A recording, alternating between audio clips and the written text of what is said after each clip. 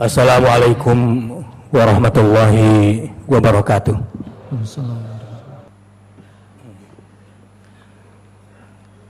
Alhamdulillah. Alhamdulillahilladzi ja'ala syahra ramadhana syahrun unzila fihi al-Qur'an. Al-Qur'an hudan linnas wa bayyinatin minal huda wal furqan. Asyhadu an la ilaha illallah wa asyhadu anna Muhammadar Rasulullah. Allahumma salli wa sallim wa barik ala hadzal nabiyil karimil ummiyil mustafa sallallahu alaihi wasallam wa ala alihi wa sahbihi wa sallim. Sidang Jumat rahimakumullah. Mudah-mudahan kita semua tergolong orang yang mendapatkan predikat takwa di bulan suci Ramadan ini.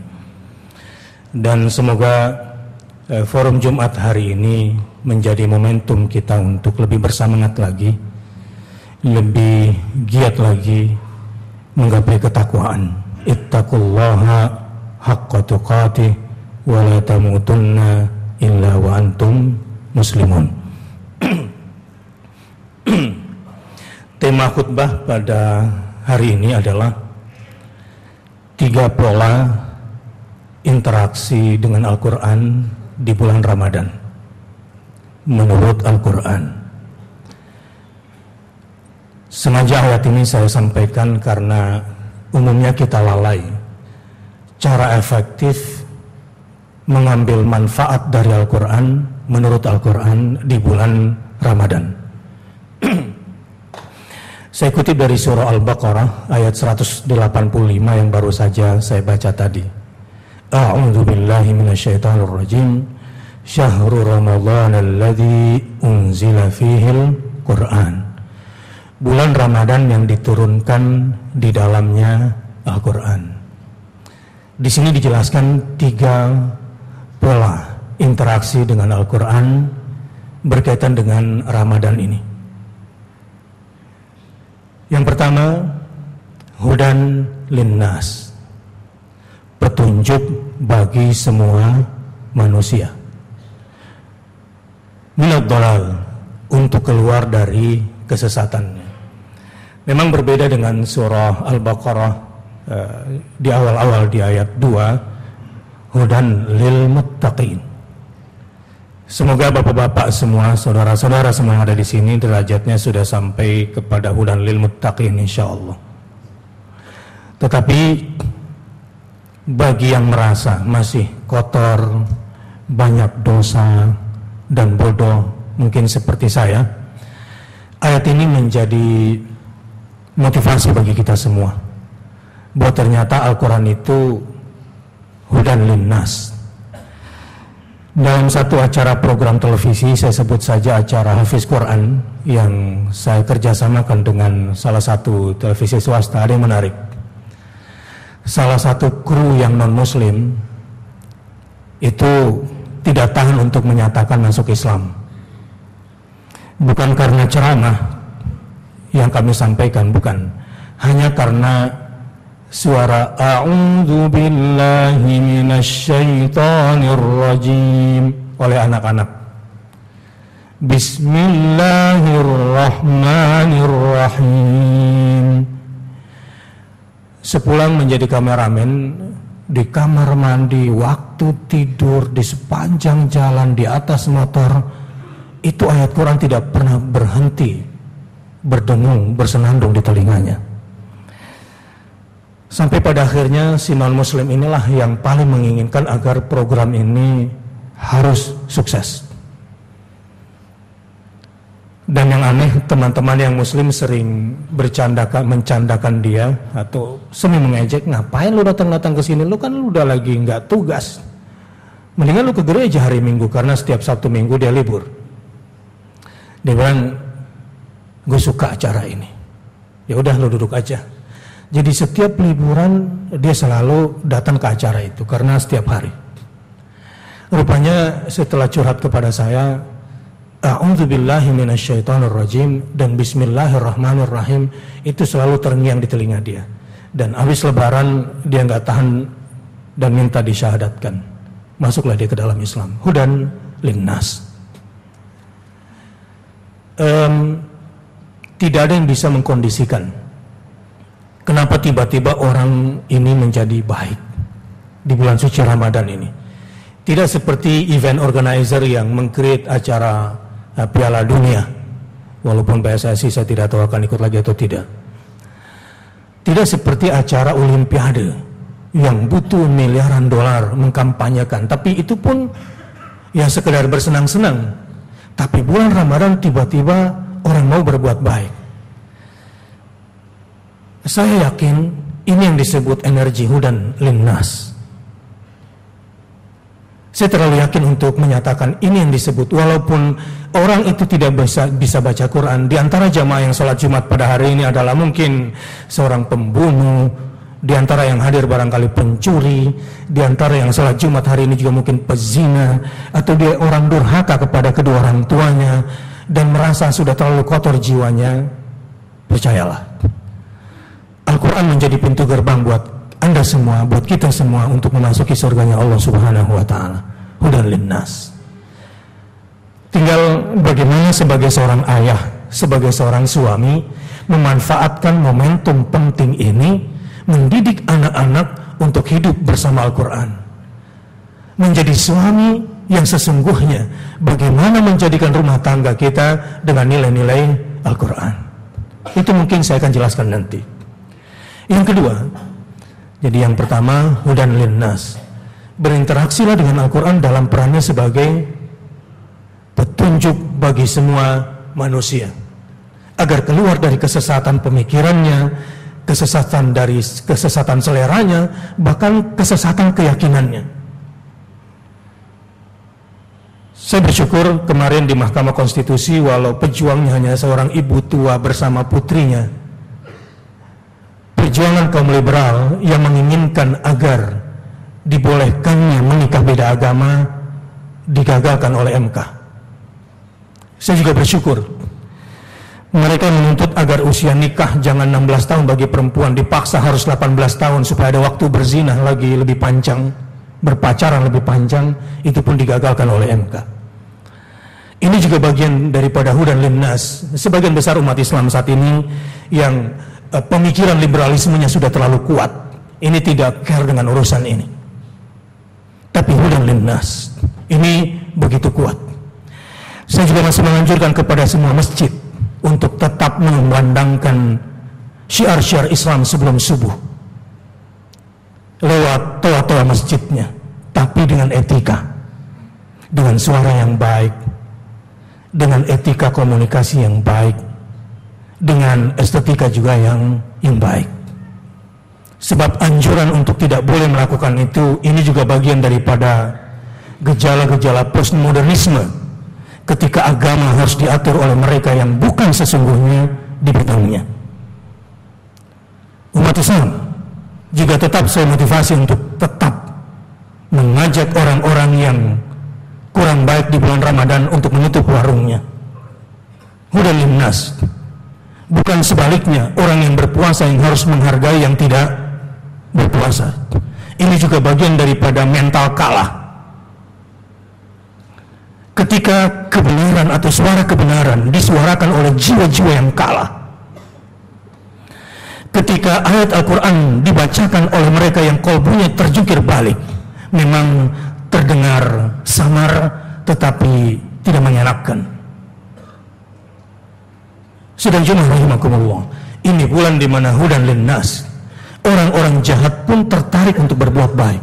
Dan berbuat baiknya kalau Anda perhatikan, bukan karena ingin mengikuti konstitusi negara. Urusan bangun sahur ini bukan sesuatu yang mudah. Urusan mau sholat subuh di masjid tiba-tiba rame.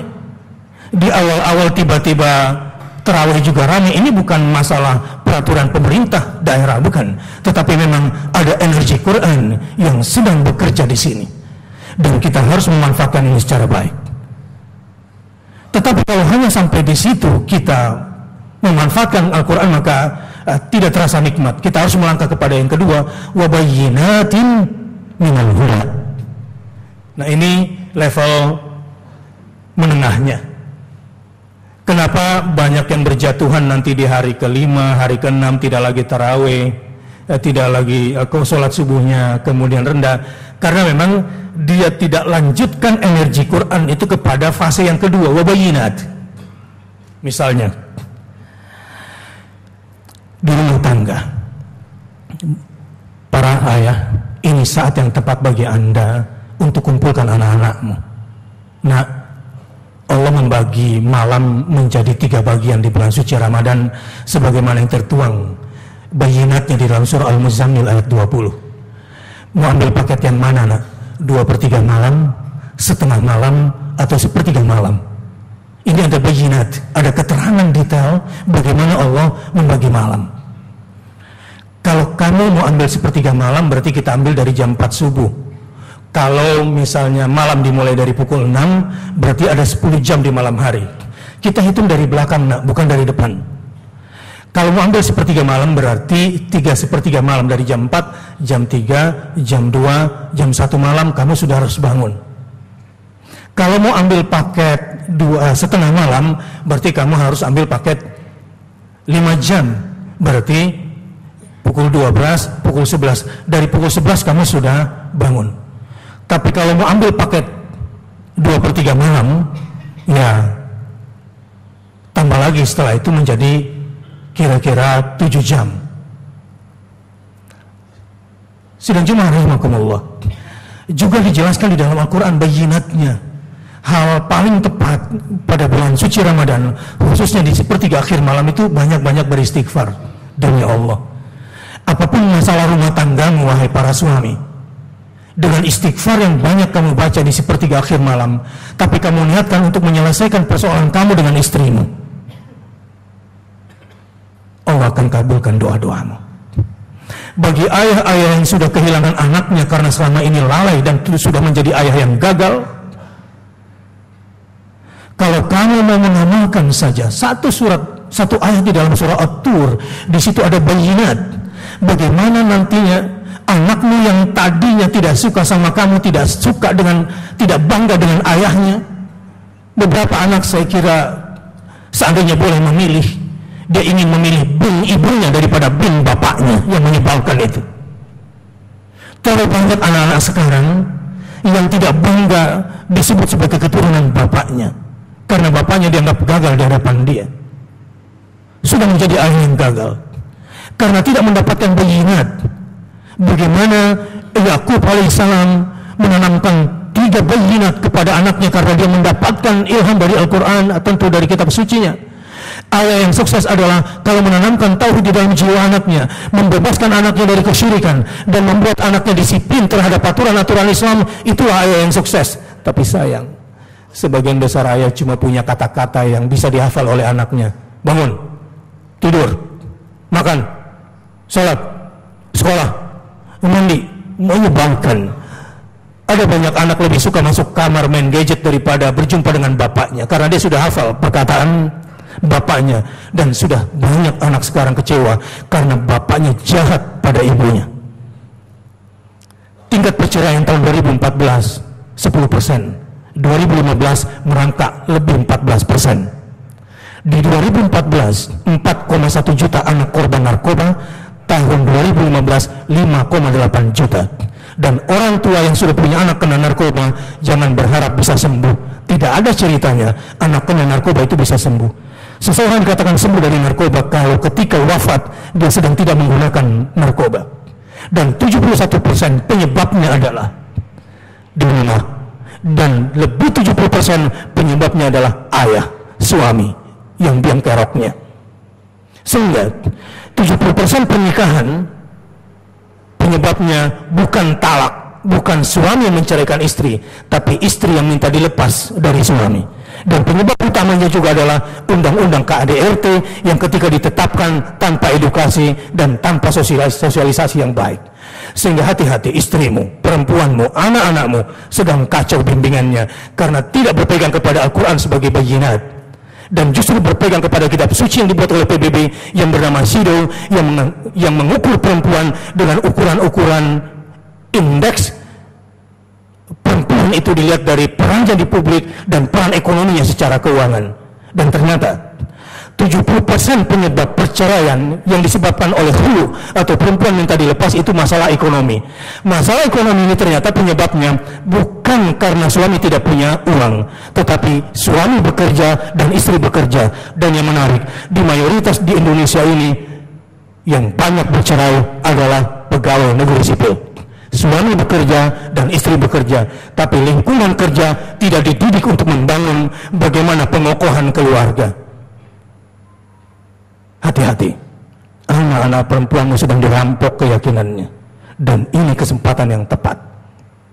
Barang siapa, kata Rasulullah SAW, punya 2 anak perempuan, lalu dididik dengan pendidikan yang baik, maka kedua orang tuanya sudah disiapkan surga oleh Allah Subhanahu wa Ta'ala. Nah, nanti sholat subuh berjamaah ya, sebab laki-laki yang sholatnya di rumah bagus sih, bisa masuk surga, tetapi lelaki salehah, nak, lelaki salehah, karena cuma perempuan yang sholatnya di rumah. Nah, sayang sekali kalau habis subuh kita pulang ke rumah untuk tidur, kita duduk 1 jam setelah sholat subuh di masjid, kita membaca Quran, kamu mengulang hafalanmu, ayah yang dengarkan. Nanti ketika matahari terbit 1 jam kemudian kita sholat sunnah syuruk, berarti kita sudah berumrah sekeluarga tanpa mengeluarkan biaya besar. Demi Allah, ini jiwa anak terpatri, ada kekuatan eksternal yang mendidik anak kita menjadi baik, dan ada kekuatan internal dari Al-Quran. Ketika dia membaca Al-Quran, ini matanya sembuh dari berbagai macam penyakit hawa nafsu yang membuat dia suka melihat yang haram. 1 kali anak melihat porno, itu rusaknya otak manusia lebih daripada benturan otak anak di dashboard mobil yang kecepatannya 100 km per jam. Tapi Quran bisa menyembuhkan semuanya. Bagi ayah yang sudah kehilangan anaknya, ini momentum paling penting. Bagi suami yang punya kelemahan mengendalikan istrinya, ini bayinat. Katakan sama istrimu, "Mah, istriku sayang, kita bikin program yuk, masuk surga sekeluarga." Gimana caranya? Yuk kita buka Al-Quran dan bacakan ayat itu. A'udzubillahi minasyaitonirrajim. Ini ayat masuk surga sekeluarga. Wa aqbala ba'duhum ala ba'din yatasaalun. Qalu inna kunna qablu fi ahlina musyfiqin. Nanti di surga orang-orang akan bercengkrama berhadap-hadapan dan saling bertanya-tanya, bagaimana caranya kok Anda bisa masuk surga sekeluarga? Jawabnya adalah, dulu ketika kami masih di dunia, di rumah tangga kami saling mengingatkan akan bahayanya siksa api neraka. Dan ayah yang berhasil membawa anaknya beriman, walaupun amal soleh anaknya tidak sebanyak amal soleh bapaknya, anaknya bisa selevel surganya oleh Allah dengan orang tuanya, dan Allah bisa upgrade surganya. Itu ada di dalam Al-Quran, ada, itu bayinat. A'udzubillahi minasyaitonirrajim.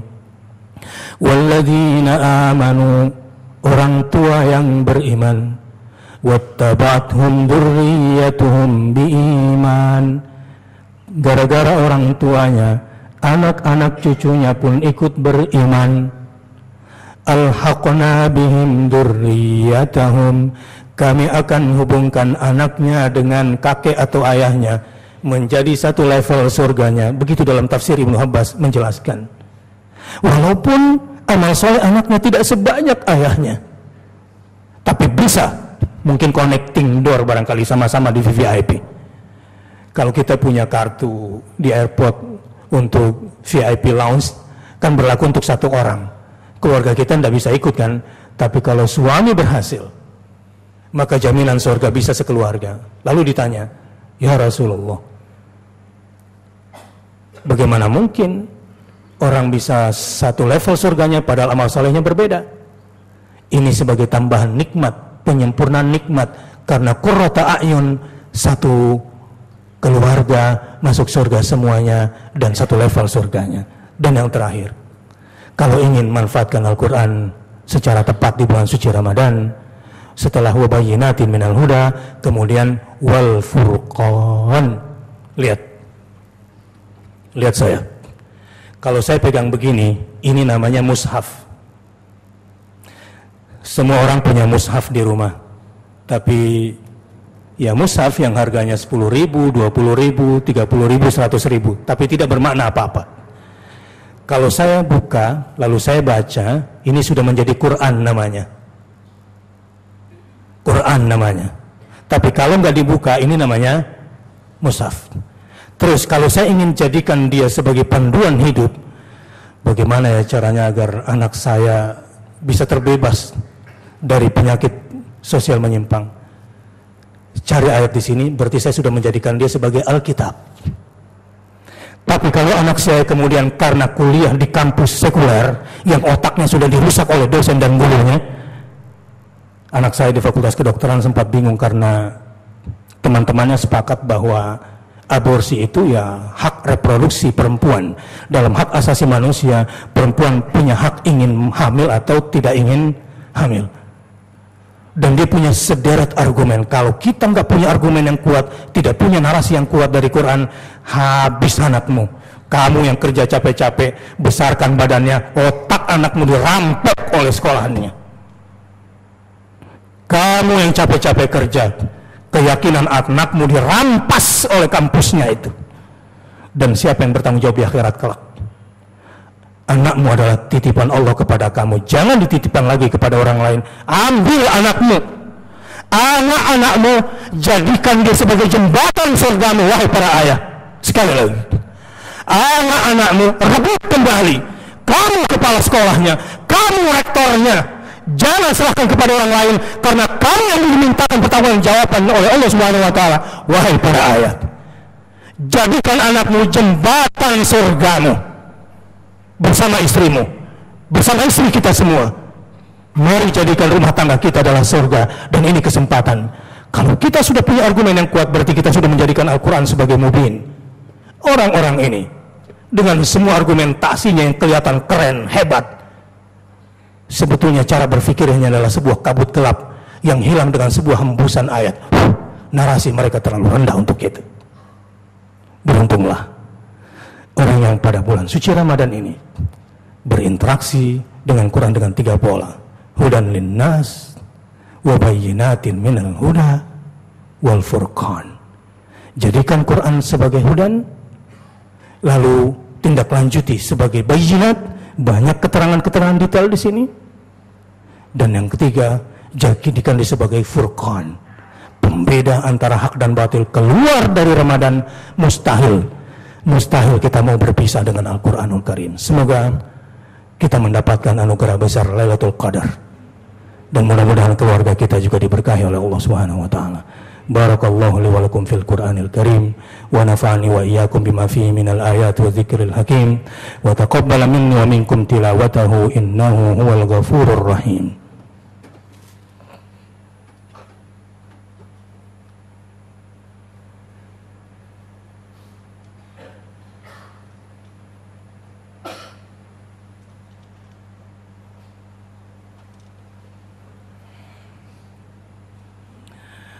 Alhamdulillahil karimir rahman, allamal Qur'an, khalaqal insana 'allamahul bayan. Asyhadu an la ilaha illallah wa asyhadu anna Muhammadar Rasulullah. Allahumma shalli ala Muhammad wa ala ali Muhammad. Saya ingin berikan satu tips penting dari hadis Nabi SAW, karena ada banyak kekeliruan umat sehingga tidak optimal hasil Ramadannya. Begini, Rasulullah SAW itu orang yang dermawan di luar Ramadan, tapi meningkat kedermawanannya di bulan Ramadan, terutama pada saat sedang akan setorkan hafalannya ke malaikat Jibril. Bagaimana kebaikan Rasulullah itu? Kana ajwadu bil khairi minar rihil mursalah. Rasulullah itu lebih cepat daripada angin berhembus ketika ingin berbuat baik. Misalnya, ini kalau ada uang di kantong, untuk zaman sekarang nih, kalau bisa ketika akan mengunjungi keluarga yang lebih kurang ekonominya dari kita, kalau perlu udah deh pulang sisa buat ongkos parkir sama masuk tol aja. Selebihnya berikan dia beras, berikan dia apa yang bisa kita berikan. Ini bulan penuh kebaikan. Bagi suami yang masih pisah ranjang dengan istrinya, bagi suami yang belum bisa memaafkan kesalahan istrinya, bagi ayah yang masih dendam pada anaknya, saya ingin sampaikan, kamu yang akan dimintakan pertanggungjawaban di akhirat kelak. Kalau kamu ingin ceraikan istrimu, ceraikan dengan baik, jangan jadi pengecut. Tapi kalau kamu ingin ambil dia lagi, jangan gantung dia, karena Allah ambillah dia. Dan satu kata kuncinya, maafkanlah. Maafkanlah. Maafkan istrimu, maafkan anakmu, karena kamu juga menjadi 50% penyebab dia seperti itu. Lakukan kebaikan sebanyak-banyaknya. Buat apa tahajud malam-malam? Buat apa kemudian etikaf kalau pada akhirnya sembunyi dan tidak bermanfaat bagi orang lain? Apa yang bisa kita berikan? Berikanlah kebaikan sebanyak-banyaknya. Sedekah harus setiap hari. Beri makan orang berpuasa setiap hari. Kalau perlu bikin target, satu kepala, satu isi rumah tangga 100.000 rupiah per hari. Kalau 5 orang berarti 500.000 rupiah sehari. Setiap hari berjuanglah. Tidak ada hubungannya Ramadan dengan mudik, nggak ada hubungannya Ramadan dengan rekreasi, tidak ada. Sehingga membuat kamu jadi pelit dan takut berinfak di jalan Allah Subhanahu wa taala. Tapi sebaliknya, rekreasi akan dipenuhi, lebaran akan dipenuhi kalau berani berinfak sebanyak-banyaknya. Innallaha wa malaikatahu yusholluna 'alan nabi. Ya ayyuhalladzina amanu sallu 'alaihi wa sallimu taslima. Wa 'alas sahabati ajma'in, Abi Bakrin wa Umar wa Utsman wa Ali. Wa 'ala tabi'in wa tabi'it tabi'in lahum bi ihsanin ila yaumiddin warhamna ma'ahum birahmatika ya arhamar rahimin. Mari berdoa dengan sepenuh jiwa, dengan sepenuh hati. Allahumma ighfir lil muslimina wal muslimat wal mu'minina wal mu'minat al ahya'i minhum wal amwat innaka sami'un qaribun mujibud da'wat ya qadiyal hajat. Rabbana ighfir lana dhunubana wal ikhwanina alladhina sabaquna bil iman wa la taj'al fi qulubina ghillan lil ladzina amanu Rabbana innaka ra'ufur rahim. Ya Allah, di pintu kubur kedua orang tua kami menanti, dan yang paling dinantikan orang tua kami adalah doa kami. Jadikanlah doa kami doa anaknya yang saleh. Rabbana ighfir lana wa liwalidayna warhamhuma kama rabbayana shighara. Ampunkan dosa-dosanya ya Allah Bapak Ibu kami. Maafkan khilaf dan salahnya. Ampunkan kekeliruannya. Jika kami tak sanggup untuk menziarahi kuburnya, terimalah doa kami dari anaknya yang menenteramkan dia di dalam kuburnya. Untuk kedua orang tua kami ya Allah, jika dia sakit sembuhkanlah, jika dia terbebani ringankanlah. Jika kedua orang tua kami sudah sepuh dan usia lanjut, mampukan kami menjadikan kedua orang tua kami jembatan kami untuk masuk surga lewat dia ya Allah, dengan bakti kami kepadanya. Rabbana hab lana min azwajina wa dzurriyyatina qurrata a'yun waj'alna lil muttaqina imama. Mampukan kami menjadi suami yang amanah, mampukan kami menjadi ayah yang amanah, mampukan kami menjadi suami dan ayah yang amanah serta istiqomah sampai akhir hayat kami. Mampukan kami menjadi pemimpin rumah tangga yang bertakwa ya Allah. Anugerahkan kepada kami keturunan yang saleh dan salihah. Rabbana auzi'na an nashkura ni'mataka allati an'amta 'alaina wa 'ala walidayna wa an na'mala salihan tardah wa aslih lana fi dhurriyyatina inna tubna ilaik wa inna minal muslimin. Allahumma arhamna bil Qur'an, Allahumma arhamna bil Qur'an, Allahumma arhamna bil Qur'an. Allahumma inna nas'aluka bi asma'ikal husna wa sifatikal ula an taj'alal Qur'ana rabi'a qulubina wa nura sudurina wa jalaa'a ahzanina wa dhahaba humumina wa ghumumina bi rahmatika ya arhamar rahimin. Rabbana taqabbal minna innaka antas samiul alim wa tub alaina innaka antat tawwabur rahim. Allahumma a'izzal Islam wal muslimin wa ahlikil kafarata wal musyrikin a'da'aka a'da'ad din. Ya Allah, tolong saudara kami di Suriah, tolong saudara kami di Palestina, tolong saudara se-Islam kami di Rohingya ya Allah, dan di belahan dunia manapun ketika mereka sedang dalam kena musibah. Mampukan kami menjadi lelaki yang sesungguhnya bisa membantu mereka. Mampukan kami dengan rezeki yang luas agar kami bisa berinfak sebesar-besarnya untuk mereka. Ya Allah, jadikanlah kami salah satu daripada tangan-tangan-Mu untuk menghantarkan musuh-musuh-Mu lebih cepat ke neraka-Mu. Rabbana atina fid dunya hasanah wa fil akhirati hasanah wa qina adzaban nar. Ibadallah, inna Allah ya'muru bil adli wal ihsan wa ita'i dzil qurba wa yanha 'anil fahsya'i wal munkari wal baghi ya'idzukum la'allakum tadhakkarun fadhkurullahal 'azima yadhkurukum washkuruhu 'ala ni'amihi yazidkum wa la dzikrullahi akbar wallahu ya'lamu ma tasna'un.